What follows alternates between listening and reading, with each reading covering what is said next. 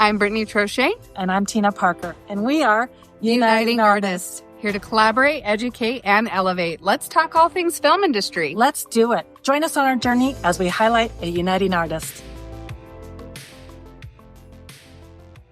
Hi, everyone. Thank you for joining us on the Uniting Artists podcast. Tina and I are here to just kind of share our highlights of the week. We'd like to share our highs and lows, our mountains and valleys. So I just wanted to kind of start out and say, hey, how are you? I finally got my hair did. I don't know. I finally feel like a hairdresser. Got my baby bangs back. Got my blonde back. Thank you, my dear friend Jake Orr. How are you? What's some of your highlights for the last few days? Oh, I have been struggling getting my butt to do taxes, a little bit in the salon, trying to get a little workout going. I do better when I have a schedule. If I don't have a schedule, it is so hard to get motivated. So I literally have to make bullet points for my day and timing like, okay, you got to get this done by a certain time. But I really struggle with that. Do you? Yeah, I do. I have to often list my stuff out first thing in the morning, first round of coffee, or I'll even just kind of fine tune it the night before and be like, what does tomorrow look like? I even like to pick out my clothes for the next day, the day before. So I'm right there with you. It just kind of helps from the analysis paralysis hitting you. I mean, it still can kind of happen sometimes, but if I've got those bullet points, I can usually make the small things happen and the big things. Yeah. So I'm with you. I'm totally with you. I've still been hibernating a little bit. I don't know. We've kind of talked about this a little bit, but I had like this weird rash on my face. I don't know if it's like rosacea or eczema or who knows. Just from lack of sleep and just the balances of living in the film life. But I feel like it's finally turning a corner. I finally, hopefully, am getting something. I've been filming every single one of these podcasts, which is eyeliner and mascara as a beauty professional and just a little skincare. There hasn't really been a lot of makeup going on. So that's been a little vulnerable, but I'm totally embracing it, getting dental work, all the fun things. So I guess that those are both highs and lows, but I have to say, I was having a big old high with wanting to watch that fight. They caught me last minute. I didn't care about that fight in the beginning, and then they looped me with the whole Jake Paul having the ayahuasca talk, feeling like he had dreams and he should have just fought Mike Tyson. And I don't care if he's an old man. I've seen some old men kick a lot of butts, and I know he's been out of it for 20 years and only had 6 months to regain some strength and train. And he had some health challenges in between now and then. But I'm with the rest of the world. That was a little interesting and disappointing. I first want to talk about it because the memes are everywhere. But, we're in this new film industry potentially where a lot of live streaming is switching from YouTube, from this. We saw more with the election. We saw a lot of other live streams starting to pop on over, but this is probably the biggest event that any streaming service could have tried to do.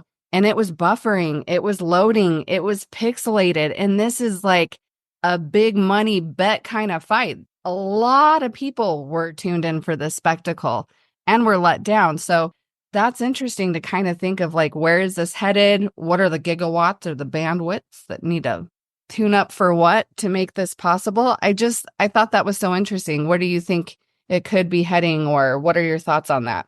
I had no idea what was going on. No, you're good. But even just like the fact that like the live streaming portion of where this could change the industry, where do you think that that's a potential of having more success? Would Amazon done a better job? Would, HBO? I don't know.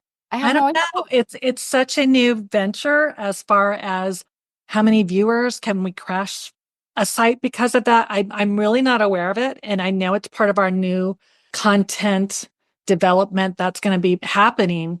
So whose lives was it? Netflix? It was Netflix. It was Netflix live streaming. So they had it live. You could click on it. And then it was just, I feel like for the first couple fights, it was going okay-ish. I actually fell asleep because remember that hibernation situation? I fell asleep during herstory. There was two ladies fighting and they were like, oh, we're making herstory. It's pretty funny. And then Brittany was like, oh my gosh, this could be 4 hours. 8 o'clock's my bedtime. It's getting dark so early. I know. Me too. I would have taken a nap. Anyways, so just kind of making it through, but I thought it was our TV. I thought it was our internet. I thought it was our service because it was kind of doing something weird. So then we logged out and logged back in, and it was even worse. By the time it got to that big fight, it was just buffering, cycling, resurfacing. And so, we exited out a couple times to log back in, and we're like, we're not going to do that again. But obviously, the memes, the whole world was like struggling with it. And it was a fight we all wanted to see. So that was kind of wild. I just wonder what the potentials are of where this is going, growing, how quickly it can improve, or if it's just going to be a marketing spectacle just to boost a lot of ratings and money and they don't really care. I hope that we can turn around and make that a better opportunity. Well, I don't understand. I mean, we're doing live streaming, so to speak, with the news, with everything Right. else. We're seeing live, with the election that was just up. So I don't understand the difference between streaming. What is that, a satellite problem? Is that a server problem? I don't understand where the fail happened. Right. And is the news still kind of streaming off of cable, but then like linking it through streaming? Do you know what I mean? I also kind of wonder that. That's interesting. Anyways, if there's any experts out there or programmers that understand what we're talking about, please clue in. So yeah, that fight was just kind of interesting, but it kind of spiraled a whole lot of other things because I've been watching that show, The Franchise, and it takes place behind the scenes as if like Marvel or any of those kind of situations were being filmed. So, and it follows the first AD a lot. So there's just a lot of shenanigans, just the things that happen. Someone was like, "Oh, I didn't think that was very funny at all. I didn't laugh the whole first season." I was like, "Okay, I laughed. You're not jaded enough." But it was really funny. There was an interesting takeaway on The Franchise because they said, "Who's spending my money like it's 5 years ago?" It was such a quick thing. And I was like, oh my gosh, you're right. So much really has changed in 5 years. And I know we know this, but it was kind of interesting to think, layering on top of our conversation with Patrick and how we really don't see these budgets really changing, more sponsorships happening. I wonder if we could start contractually asking for the money then to reflect prep and wrap properly. Like if we're not going to get a better day rate or what we were making a couple years ago. I wonder if there's ways in our contract that we can start thinking, well, then I need to actually get paid for the work that I do. Because there's a lot of those things that we don't get paid for. It's invisible. I don't know. I had that aha and I wanted to share that idea with you. Yeah, I think non-union projects, it's happened on union too, I'll confess. And I think every department does this. They put in so much prep before, like they're wanting us to show up at a production meeting without being paid for all the prep we've done, at least 2 days to break down a script, look up the actors, do some character breakdown and start even looking for our additionals and understanding what the schedule is going to be. There's so much that goes into our prep that we have not gotten paid for. And I hear this across the board from my union peers as well. With the budgets changing, I think it's going to have to be a request. And I also think there is not a level of respect for our department as there are for others. Props and wardrobe, I believe, do get compensated more on their prep, and we don't. Have you seen that across the board in your career? Yeah, I actually don't know. I do feel like they have gotten more, but I don't think I've like really combed through and had the aha moment to actually compare it. But yeah, I just wonder contractually, if budgets aren't going to change, how do we make a living? How do we retire? I know union jobs are obviously, there's more retirement, more protection, more benefits. But, I just am starting to kind of really ask those questions I feel like we've had, but especially if the industry isn't going to be changing and going back to the rates where we can actually sustain some inflation challenges or whatever, it's just like, how do we take the industry back? How do we reframe those contracts so it does work out for everybody? I don't know. I think also we have to educate because we have a lot of people that are coming in from being first ADs to UPMs, unit production managers, and they don't know what they don't know. So I think we can help explain things and let them know. I mean, they want us to clock in and out how much time we're really spending on stuff. We could do that, but I feel like it's been a given that we do a bunch of prep before a production meeting, even without being paid. We don't get paid usually until we show up at a production meeting on Right. the projects, especially. And unless there's travel involved, it's been a fight throughout my career, honestly. And with episodic features, I think sometimes they allow more because they're also creating these characters on a different time frame. Episodic is boom, boom, boom, boom, boom. And so we're trained to do that. But I think it's educating the new UPMs or maybe some of the other ones that have been working, but just have not been, told about at all. Yeah, absolutely. Yeah, it would be nice to kind of get the scales a little bit more in balance for our department because, we still will go shopping on the weekends. Sometimes we, do towels multiple times a week. We're not always compensated for that either. So it's just like, yeah, really reconsidering those things in the beginning for the contract might be something to consider. I don't know, just dreaming big, thinking about it. But yeah, all the things with the funny business, right? Yeah. Back to your skin. So you told me that one of your favorite products that was a soy-free product changed its formula. And Oh, tell me, yeah, actually. So I have like my creature comforts, my top 10 from Paul Mitchell, my top 10s from different brands, but unfortunately, I can't be like one brand heavy. I generally have to kind of shop from multiple brands just to avoid soy. It's mostly if I eat it, but sometimes if there's like a lot on my skin or if I inhale it, like I'm really not sure the PPI, like the particles per square inch, what would actually affect me. But I know sometimes I can get away with it. And sometimes someone will even spray Febreze in the bathroom and I get sick. So I absolutely love this hair care company. I've loved them for quite a while. They've been mostly soy free. And I just purchased $1,400 and put it for my backstock. And as I got it and I got the new formulation, I'm such an avid label reader. Even the bread I get, the pasta, any packaged goods, I'm rechecking the same label because you never know when they might put soy in it or something like that. And so I am pretty good at that. But I kind of felt like based on the reputation of this brand and how soy has made these people sick, I didn't think that I would see that in their line. And it is. And so here I am. I have a bunch of products. I'm in the middle of finding out whether or not the rest of the products do contain soy, but I'm in the middle of another grief story.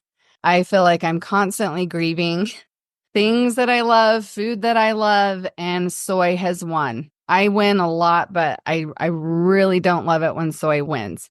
And soy can be certain people's dream come true with, low estrogen, individuals with hormone balances that do need it. But for me, it's my absolute nemesis. And I just wish that there was a way that we could get a little bit more non-allergy, top friendly, free. I'm looking at products. You just see unidentified vegetable glycerins, tocopherols. It's hidden in a lot of things. And so besides even looking up on my app, they mostly get it right, but I'm still combing through a lot of information with these companies. And, I've been waiting for about a week right now, and I don't know how this $1,400 purchase is going to end up for me. So I'm hoping that I can still carry them in my salon.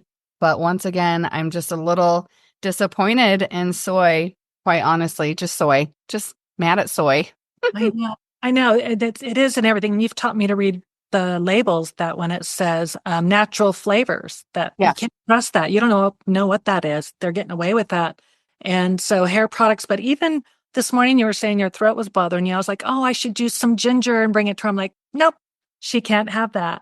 Yeah, you just never know, Yeah. right? They put soy in tea, gum, mints. It's just an over-the-counter drugs and pills. It's just an emulsifier. They use like veggie capsules. That's usually like a soy capsule. So I kind of just go navigating the world, not really with distrust, but I am always just wondering. I have to do a lot of research, and it's just constantly doing a research project just for my own health. And I actually didn't realize my form of allergy is anaphylaxis. I guess throwing up every 5 to 15 minutes for 24 to 48 hours is a form of anaphylaxis. So this is something I really do need to take seriously. In the soy, all the toners like the Shade ZQ, anything that comes in those cute little bottles, it's all soy. So I glove up every day. I should probably, some people are like, you should charge $100 for a toner. I'm like, I wouldn't, but it's a risk every single time I'm toning hair because I haven't found one of those that doesn't contain soy. So I extra glove up. I'm doing a full baptism afterwards, washing, if something splashes back in my face, I'm immediately cleaning up. It's a lot to keep track of just to be in the beauty world. Yeah. I know you have an app that you use. What's that called to check the? Yeah. I actually have a couple. So Skin Safe is my favorite one for beauty products and product detergents, hand soap, that kind of thing. Skin Safe is really great. And it'll tell you how many percentages it's usually free of those things. You can click in and it'll say gluten free, soy free. I even have a friend that's allergic to avocado and banana. How random is that? But that's a food latex. So it kind of makes sense. Latex allergy, food allergy, that kind of goes hand in hand. So when you have unidentified things, it just is so much more complex to be like, well, what vegetable did you use? There's so many options. And then food wise, there's one that I really like called Fig, just like the fig, FIG. And that one will say it might fit your fig, it might not. You're taking a risk because of natural flavors. We wouldn't recommend it. So even in the world of food allergies, there's a lot of information there, but there's still some question marks and you end up taking the risk or not. And so depending on the severity of the allergy and what it might be. And this is something that we're aware of and try to do our research when we're working with different actors and people. They may but they may not even know they have an allergy. How did you find out about yours? Oh man, it took me forever, quite honestly. I was just getting more and more sick every now and then. My body would be like, oh, you don't get to keep that food. And I was like, this is just like broccoli and tomatoes. There's like nothing naughty in it. And getting more and more sick. Unfortunately, I was doing the world tour with Paul Mitchell a lot. So I threw up and a lot of just like back. Sorry, guys, everybody.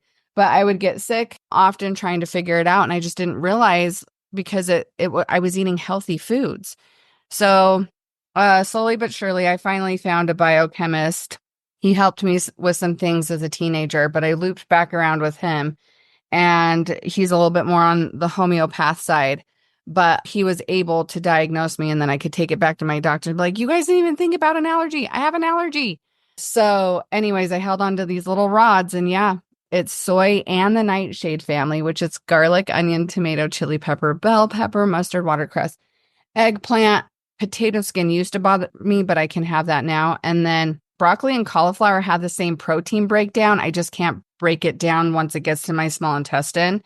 But instead of like food poisoning going out whatever around, it just like tries to go the opposite way and it just makes me very ill.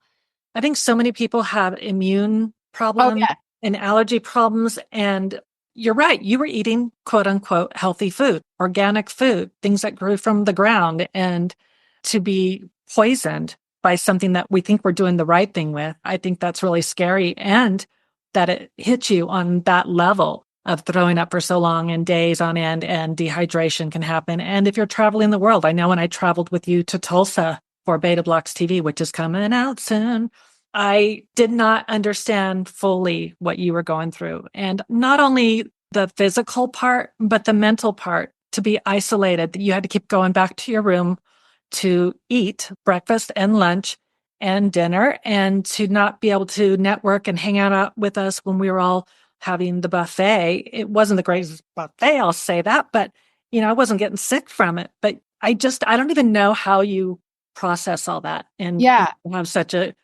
positivity about you.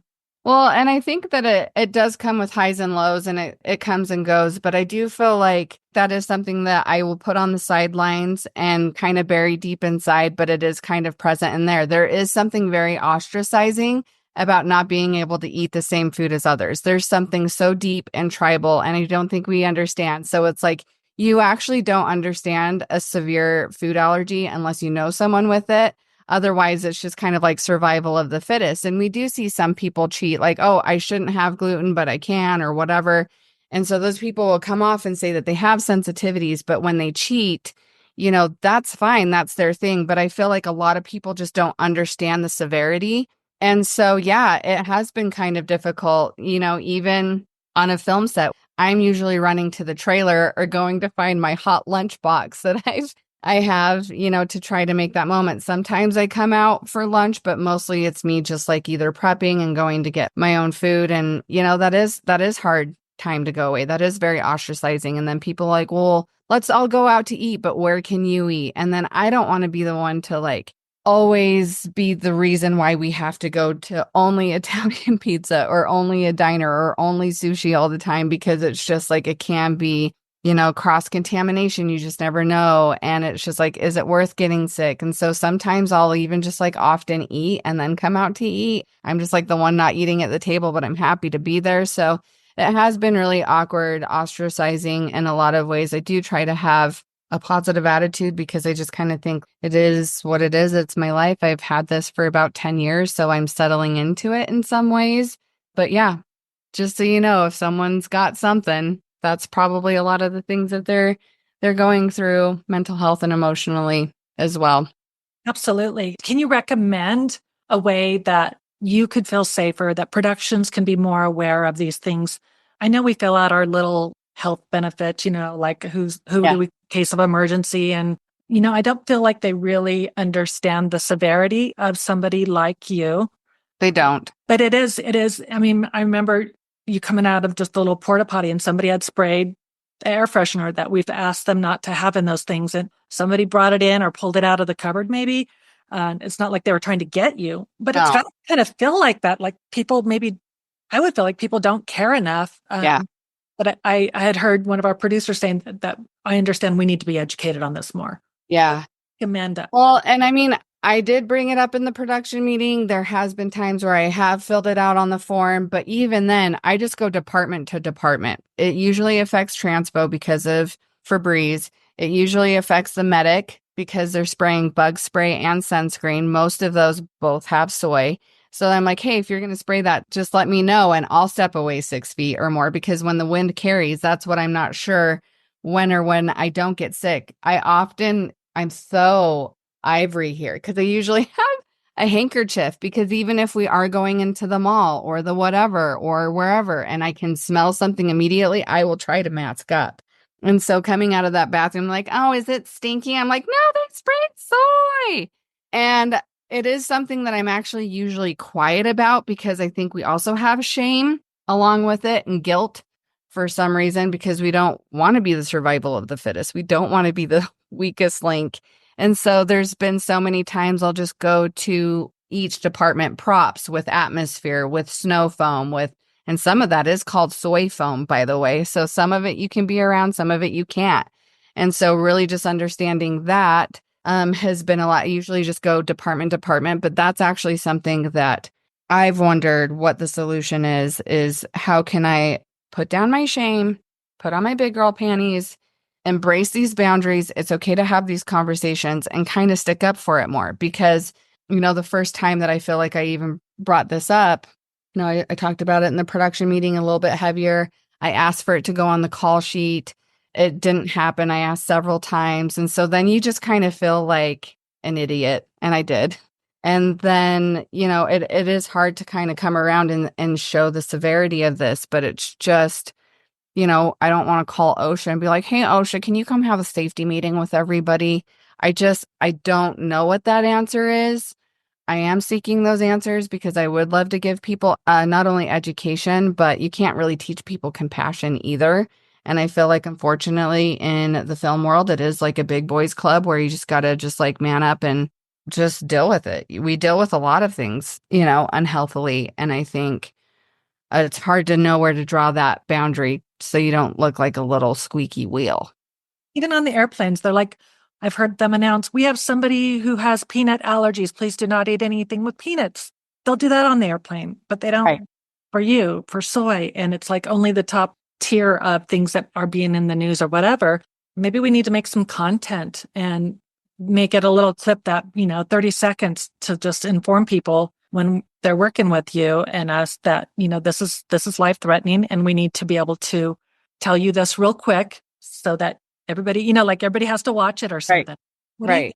Yeah, I think I would be totally open to creating that content. Of course, that's like one of the many things that I thought of putting on my list. But of course, if there's one eyelash out of place, I'm also so OCD. I'm like, I can't post that. I'm not a real artist. even though we are. It's just so funny.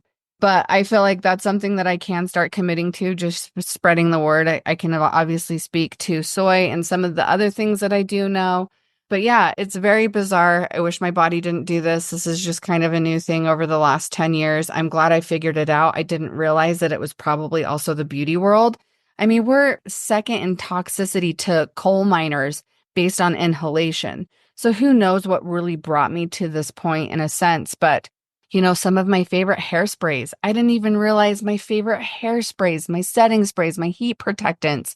When I finally read the label, I was like, is that making me sick?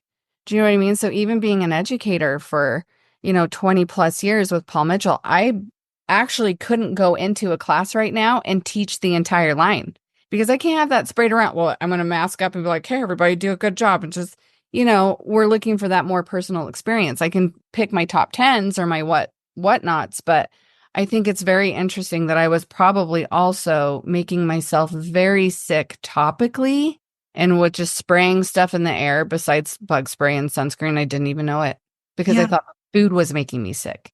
And so then that was another few years of being like, what the heck? But yeah, one of the last times I poisoned myself was with fast fashion.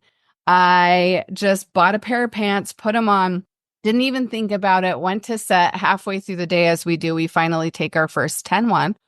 And I was like, why are my legs blue? My legs are like blue, like from the dye. And I was like, shoot, is this soy ink? Am I going to get sick? And I said, I'll probably just get a migraine, maybe a migraine because it's on my legs. I'll go wash them off after this.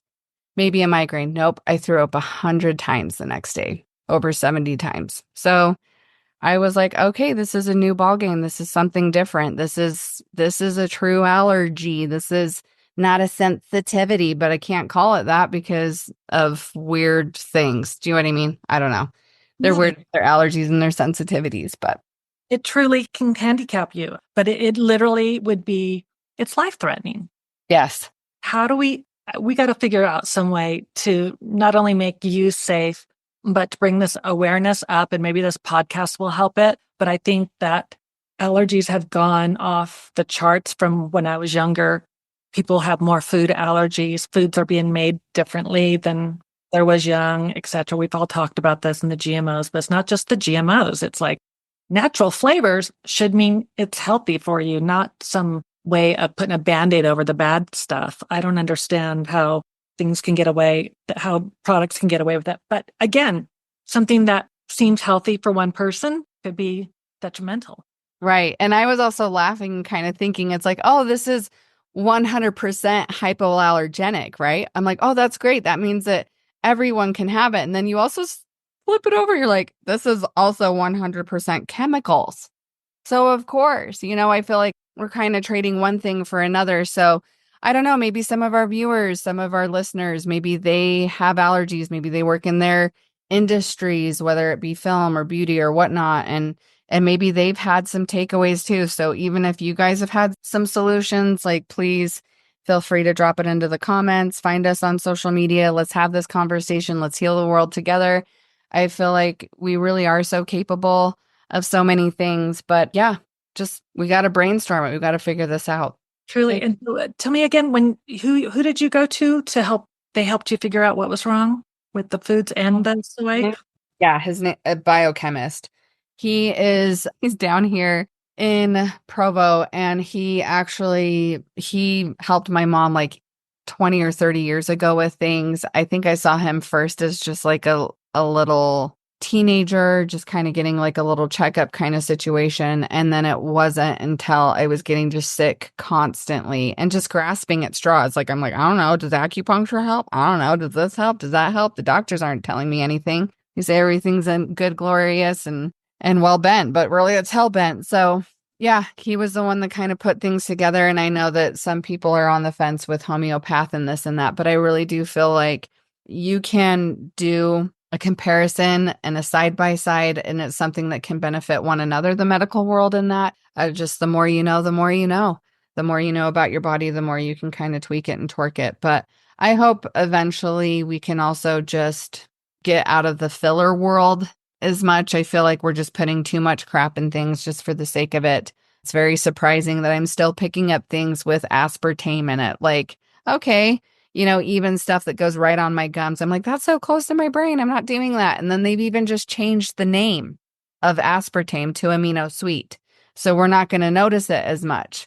Yeah, they're changing the name. So then they're trying to pull a fast one on us, but there's a lot of heavy toxic stuff that I wonder that even if that was taken away, how much would we be able to take the soy, eat the gluten, da da da. I just kind of wonder, they really do kind of go hand in hand.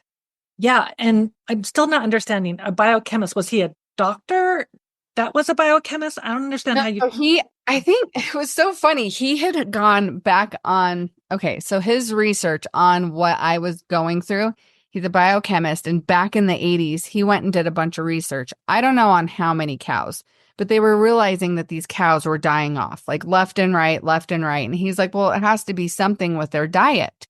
And so they were figuring it out, combing it through. Well, guess what? They were starting to feed them soy feed, all this other crap, da da da da da. And because they have more stomachs and can't digest as well, they were straight up just killing over. So he did a lot of research in cows. I know a lot of people are like, hey, mice, humans. But, he's just one of those really smart, brilliant men that knows a lot about science, chemistry, our bodies. And so then he delved into a little bit more of a homeopathic. I held these two little rods and it kind of was like, what doesn't like, whatever. And he figured out exactly what organ. It's my small intestine that's ticked off, and I cannot break down a PTI. And that's one thing that's holding together one of the tiniest proteins in the soy. That's all it is. One little PTI. I cannot digest that. Once it gets to my small intestine, I can't process it. So my body just like tries to reject it, get it out of me, get it out of me, get it out of me. And so that's kind of interesting. Also, just knowing, what organ, what foods. And so he gave me the list of everything that has that little PTI, that same protein. So that's why it's the soy and the nightshade family. And then from there, even broccoli and cauliflower, they're not a nightshade, but they have the same protein breakdown. Like, you should see my vitamins. It's kind of funny. Everyone's like, oh, my multivitamin. I'm like, well, I have 7 for the one multivitamin because all those great multivitamins, what do they put in there? Broccoli, tomato, like things that are good for you, but they're nightshades. So besides soy being tricky, and I don't expect anyone to figure out the nightshade allergy situation, do you know what I mean? But I feel like soy is just one of those really big ones, and it can just wreak havoc on people's hormones and a lot of other things. It's just we're getting too much of it everywhere, like a lot of these other things that we're becoming allergic to. But yeah, so that's how the biochemist thing kind of came about. I'm not sure more about his back history on all of that, but I do know those few things. Well, I'm so glad you found him. I hope we all start reading our labels a little bit better and questioning when they're vague. That's what I thought. Well, yeah, just like, what are we putting in our body and why? I don't know. I saw recently that there's a congresswoman that's suing a coffee company for having the active ingredient in ammonia in their pumpkin spice, not using like carrot to color it. Like, why are we using ammonia? I mean, it's not soy, but I think some things are about to change. I feel like more and more people are becoming intolerant to ammonia or whatever we're putting in our systems. And so, yeah, I think slowly but surely it will change, but I would love to hear from those that maybe have a loved one or maybe they do have challenges themselves with allergies and how they cope, how they keep their mental health happy. And if you have any bubble brainstorms about it, let's change this industry together. I think a lot of it is education, but I think we also have to band together and say, we don't want that in our product anymore. Don't buy it, return it. And just start wondering, looking at those labels, like you said, and just questioning, what is that ingredient? I mean, there's even an ingredient in water bottles. I'm starting to get really picky on water bottles because it's like calcium chloride. Yeah, I think it is calcium chloride. There's another ingredient that sounds something like that. You can look up on your water bottles. Some of them, natural spring water usually doesn't have it, but that one does. And when you look up, just start looking up, like, what does calcium chloride do to the body? Oh, it strips your mucous membranes The water that you're trying to get hydration from is literally making you dehydrated. Is that what I'm hearing? Okay. And it can break down the interior walls of like your cell. And I'm just like, you guys, why are we putting that in the water? So I don't know. I just get intrigued by one ingredient and I go down rabbit hole by rabbit hole. Half the stuff I remember, sometimes I forget and have to refresh my memory. But just being a hairstylist and being around all these chemicals all these years, there's so many future professionals and students that have had to quit doing hair. I'm sure you've seen it. Some 5 and 10 years in because they can't do colors, they can't do the hairsprays, they can't do, what have you. And so I think just kind of taking our power back where we can and starting with the small is what we can do and just not purchase it, don't buy it, don't drink it, don't eat it. That's right. Educate ourselves and question the label. Yeah, totally. All right, girl. Well, it was good chatting about this, and we're just going to have to develop our own products because this is across the board just one of the hardest things I know for you to have to deal with. But, are we also making our clients susceptible to things too? Slowly sick or our actors slowly. Yeah, totally. So, Yep. I'm glad you brought this awareness to me and to our listeners. So everybody start checking their labels. And leave us some comments if you've had any experiences that you think might help educate others and or to stay away from even. Let us know. Thanks, everybody. Hey, y'all, join us next week as we highlight another uniting artist. And remember, when artists support artists, everyone prospers.